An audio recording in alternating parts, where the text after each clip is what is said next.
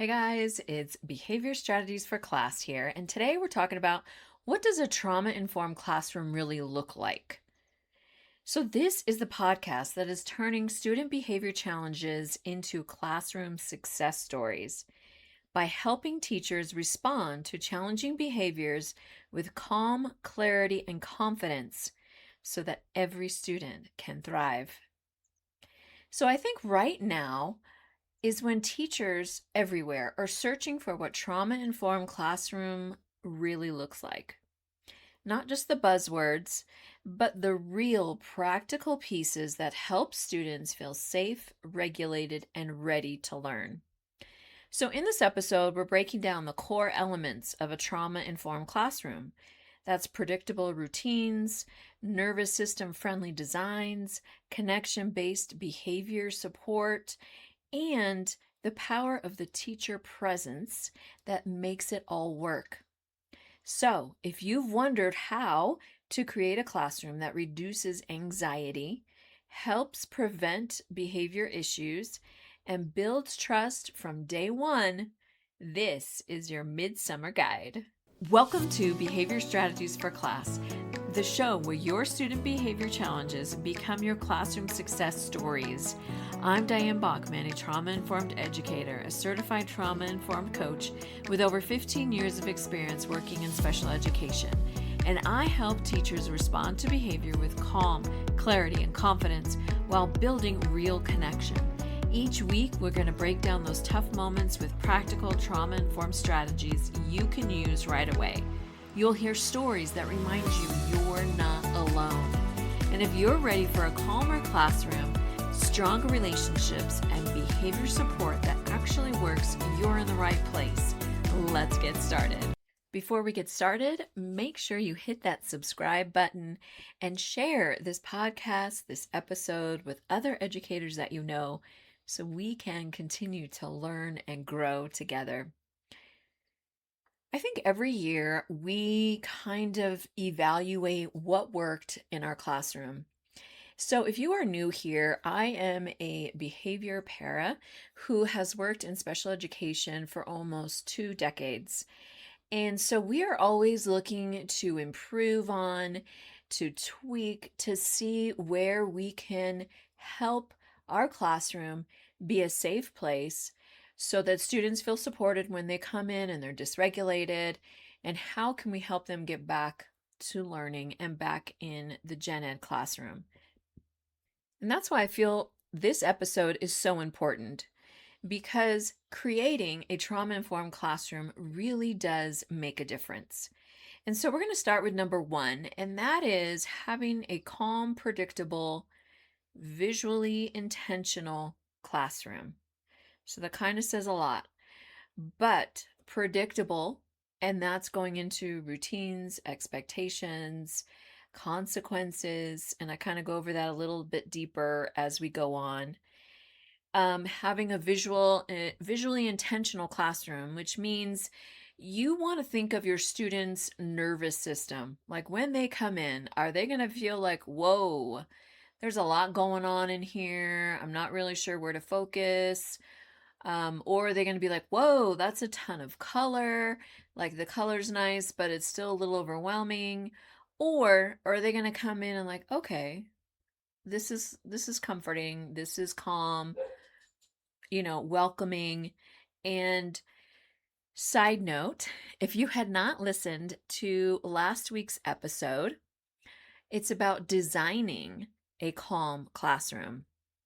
So again, that will go in a little bit deeper on like the color scheme and all of those things that also make a difference in creating that calm classroom, because this helps lower cognitive load for your students and reduces that sensory overload, right? Because if they're trying to take it all in and like, they're not able then to concentrate on you and what you're teaching.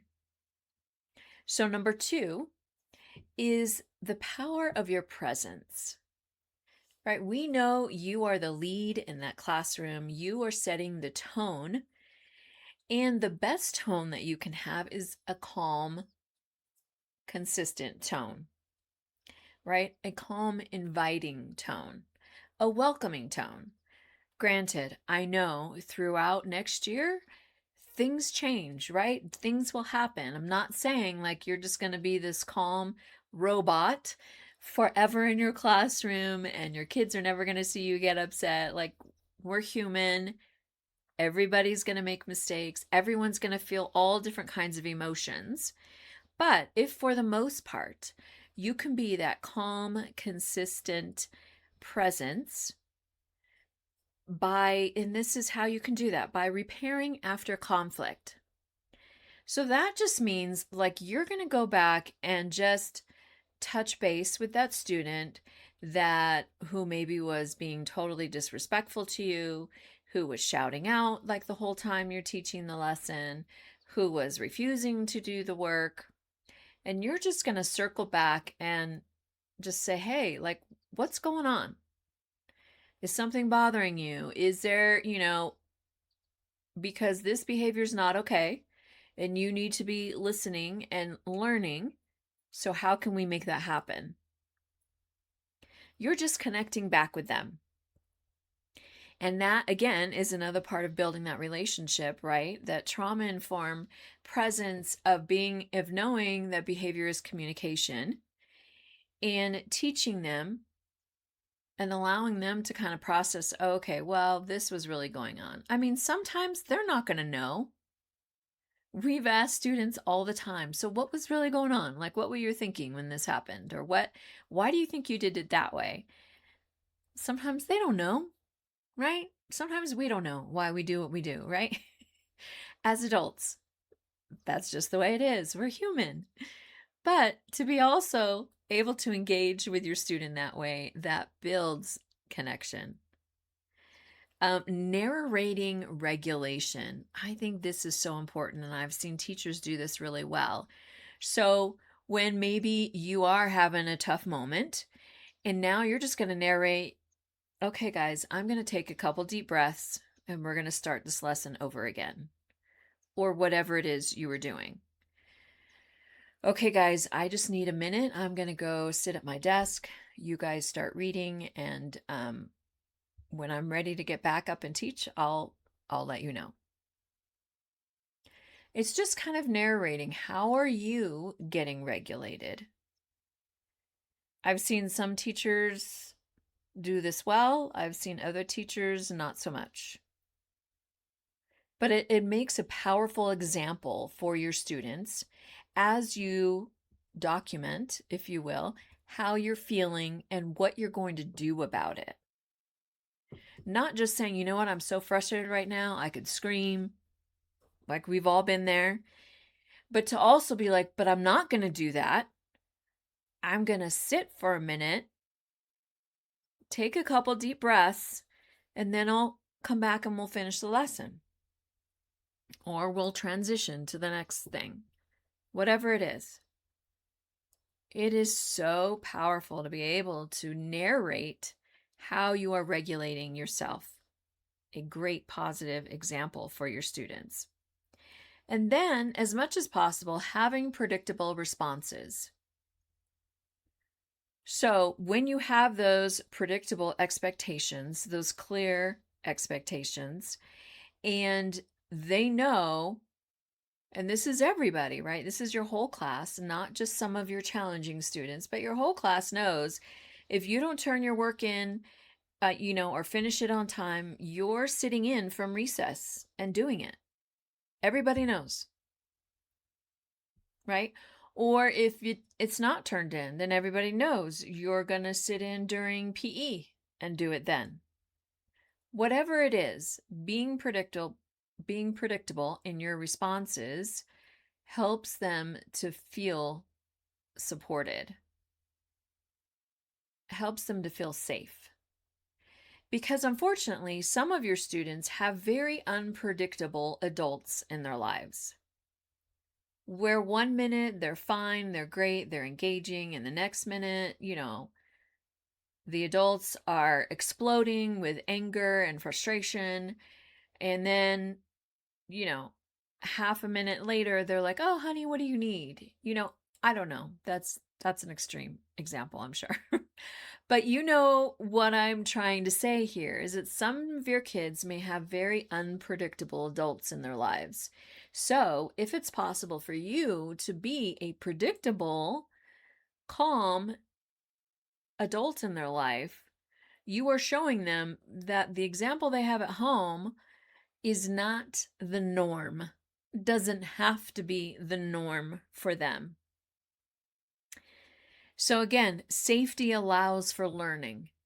So, when they feel safe with you, connected with you, that allows their brain not to constantly be scanning the room for safety, but to be able to focus in on you and on what the lesson is that you're teaching them. So, number 3 is, again, behavior is understood as communication in a trauma-informed classroom. So again, this is not excusing behavior. This is just understanding it more. Because when you understand it more, you can respond in a better, I would say more efficient way, right? So then you're asking instead, so what do they really need? What are they missing? Is there a skill missing here? And then how can you show them support or give them support? Now I know like in the beginning of the school year, like there's a lot of testing done again, kind of checking to see where everybody's at and where they may need support academically and maybe behavior wise. And so when their behavior comes out as disruptive, explosive, aggressive, all of those things, being able to take a minute back and be like, okay, what is happening? And then you can start getting data. Does this disruptive behavior happen at a certain time of the day, at a certain subject time, at a certain transition time?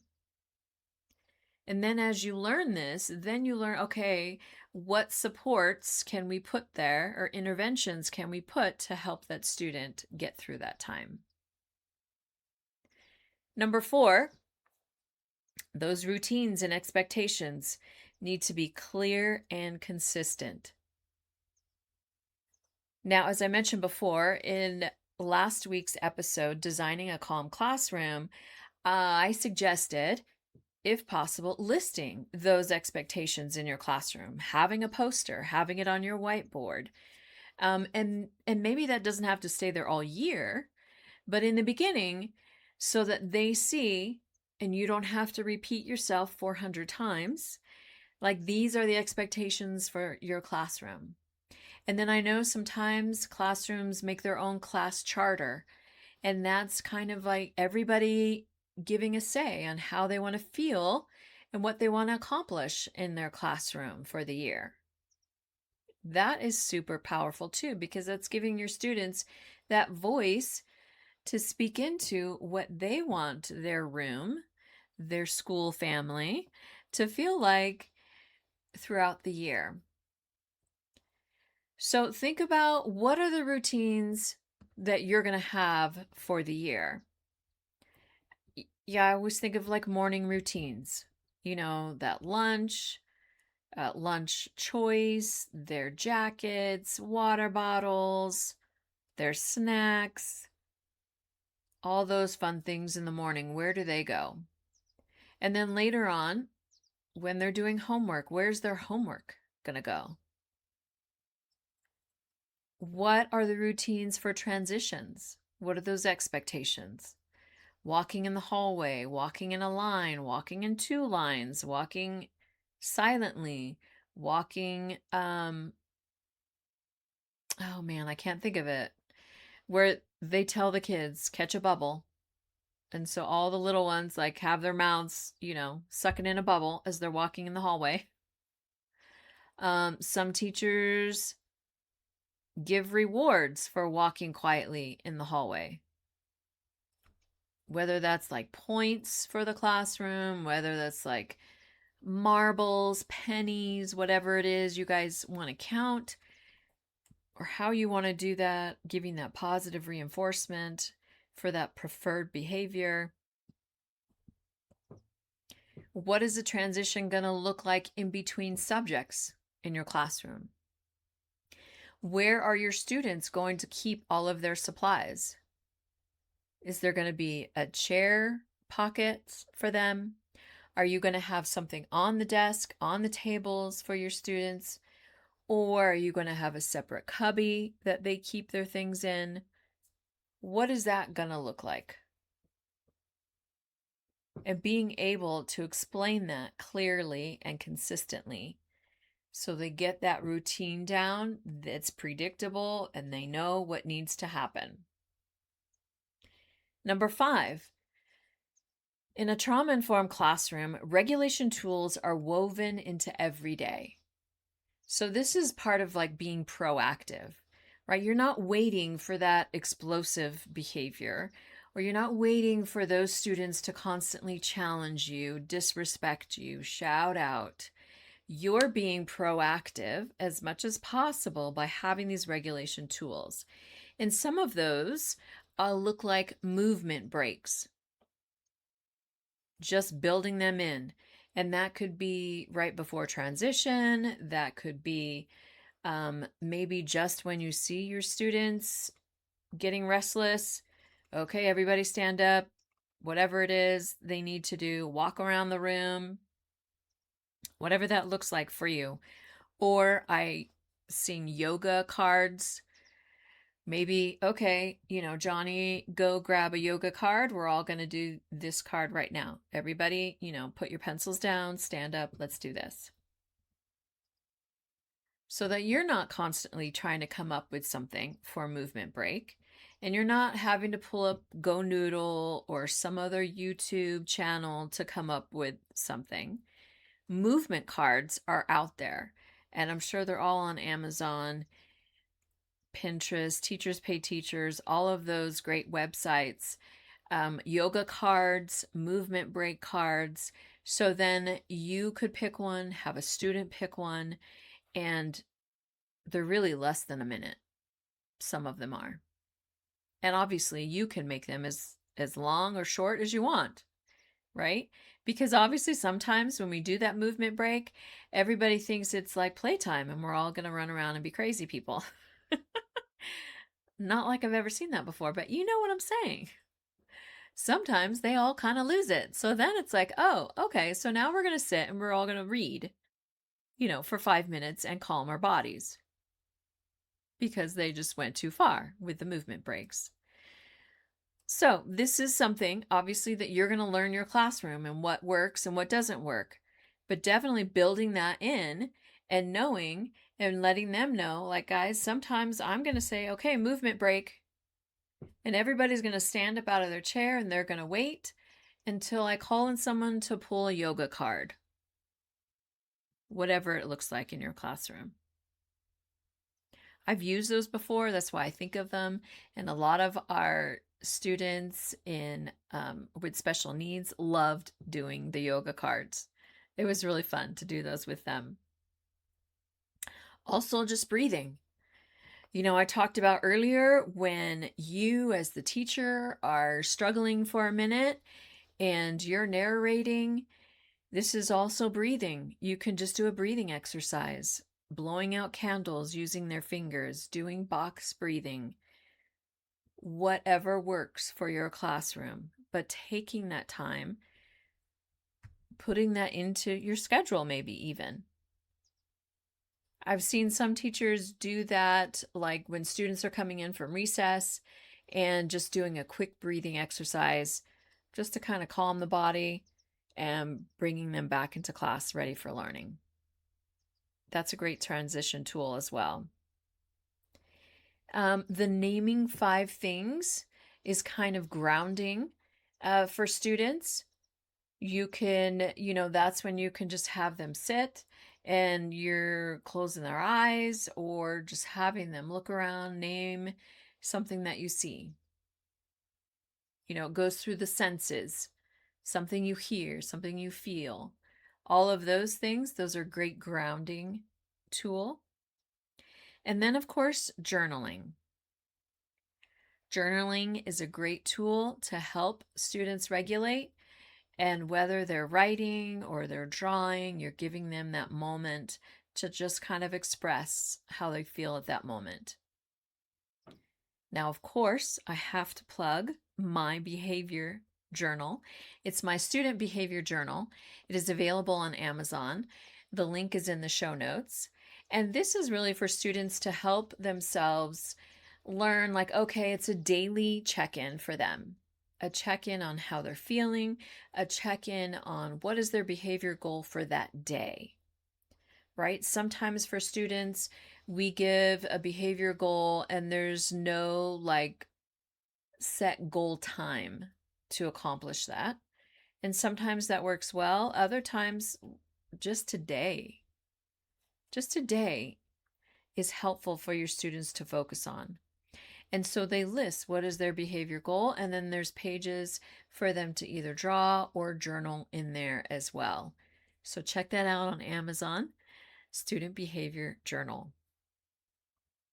All right, number 6, your language, trauma-informed language that helps to build advocacy for your students. So think of it as, okay, so this student is struggling. Maybe they're just really upset and frustrated. They are not understanding the lesson that you just taught on math. They're getting really upset, like all the negative talk is coming out. This is where you're saying, like, you're not in trouble. Like, we're going to work through this together. Or, a student is acting out, they're being kind of rude. You're like, okay, let's try that again. Or sometimes it's just, what are you missing here? Like I think of this like during transition time, majority of people know, like, okay, I have to go get my math workbook, make sure I have my pencil, maybe my ruler, and then go sit back down at my desk. And then you have a couple kids that are, chit-chatting away, just ignoring what they really need to do. And sometimes just a simple, so what are you missing, guys? It helps them stop and think and look around like, oh. And usually that works. I've seen that work a lot. It's not just a calling out and like, reprimanding them, which I get, right? There's a time and a place for that for sure. But is there some language tweaks that you can do to help them really kind of think about things for themselves? Or again, to help them feel supported. Like, look, I understand you're frustrated right now. And you don't think you're ever going to understand this, but I'm going to help you get through this. Or maybe they're going into a intervention group and maybe it's just reminding them like, hey, this is why Mrs. Smith is in there, because she's going to help you understand this and break this down for you. But again, kind of tweaking the language, giving them advocacy and responsibility into, let's try that again.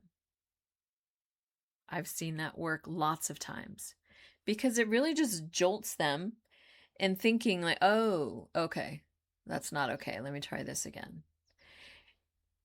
Sometimes it doesn't work. Honestly, you have those class clowns, or maybe that student is really struggling and they are not happy and they're not wanting to comply at all. So then that's the time where you're just going to ignore that student at that moment if they're not going to comply, and you continue on whatever your lesson is, whatever it is you were working on or teaching, and then circle back with that student later. And just say, hey, like, your job when you're in my class is to be learning and being with the class, doing what everybody else is doing. How can we help you get there? Really, these are just simple conversations having, and I have seen this work so many times with so many teachers. And that's from the littles, that's from first grade, kindergarten, all the way up through fifth grade. Again, I'm in an elementary school. So these really work. Number 7, in a trauma-informed classroom is having identity, culture, and experience be honored.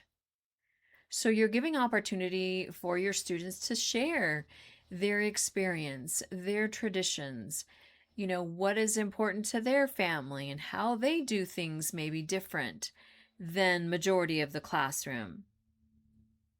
Having diverse images and texts and honoring those different cultures. I know like some classrooms do a special like sharing of maybe cultural food, and they'll bring in a specific type of food that they could share with the classroom. I'm not really sure if you're able to do that nowadays, just because since COVID and all that stuff, I'm not really sure how much, and allergies and different things, but maybe just showing pictures of, the different things that they eat. That's always fun too.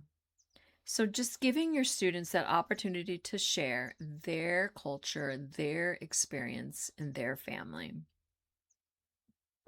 Number 8, creating a trauma-informed classroom protects relationships during discipline while holding on to expectations and consequences. So this is kind of going back to where you are repairing after conflict, right? Where you're taking the time to come back to that student and say, hey, what happened here? Like, this behavior is not okay in our classroom. We all need to be learning. We all need to be kind, whatever it is. Circling back. But also still holding to the expectations and to the consequences if need be. Again, like I was saying, some teachers, if they don't finish homework or they don't finish that work assignment at that time, they're going to be sitting in from something to finish that, because that was the expectation. And that's for everybody. Your whole class knows that. Keeping those clear boundaries. We've had students like stealing from other students, stealing from the teacher, or the boundary of even just your space, your desk, your area, so that students know, like, this is my boundaries. You are not to cross this at any time. Letting them know the boundaries of keeping them their hands to themselves. Doing check-ins with your students. Maybe that's just in the morning when you greet them. Maybe in the afternoon when they come in from lunch. What is that going to look like for you? And it doesn't have to be this big, long thing. It's just a, hey, great to see you. I'm glad you're back. And for the most part, most of your students are coming in fine. Maybe this is just for a few students who are struggling when they transition back into the classroom. And how can you just kind of check in with them? Say, hey, buddy, are you ready to learn? Like, recess is over. Let's focus on this now. And maybe you do a quick transition breathing exercise. And that's for everybody, to get them back into learning mode, right? Especially after recess, which I'm sure you guys know. And sometimes protecting relationships looks like private conversations. So like I said, you're circling back. You're repairing after you guys had a conflict. You're not just shouting out at that student at that moment. Granted, there is definitely a time and a place to do that, to let that student know, like, they are way out of line and you're going to call them out. Other times it's like, all right, Johnny, we'll get back to that.